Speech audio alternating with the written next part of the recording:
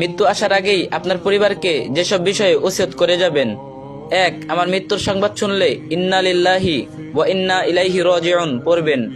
2. আমার মৃত্যুকে অকাল মৃত্যু বলবেন না, কারণ আমি আমার নির্ধারিত রিজিক ভোগ করে ফেলেছি। 3. আমাকে নিয়ে বিলাপ মাতব করবেন না, জোরে জোরে কান্নাকাটি করবেন না, কারণ এটা সুন্নাহ বিরোধী কাজ এবং রাসূল সাল্লাল্লাহু আলাইহি সাল্লামের কর্তৃক নিষিদ্ধ কাজ। 4. আমার মৃত্যুতে 40 কুলখানি মিলাদ করবেন না, কারণ এটা স্পষ্ট বিদআত। 5. যারা আমার মৃত্যুর সংবাদ শুনবেন তারা অবশ্যই আমার জানাজায় অংশগ্রহণ করার চেষ্টা করবেন। 6. আমার লাশ মাহরাম ছাড়া অন্য কাউকে দেখাবেন না। 7. আমার লাশকে সুন্দরভাবে বিশ্বস্ত মানুষ দ্বারা গোসল করানোর ব্যবস্থা করবেন। 8. লাশ দাফনে ইসলামিক রীতিনীতি অবলম্বন করবেন, সমাজের নয়।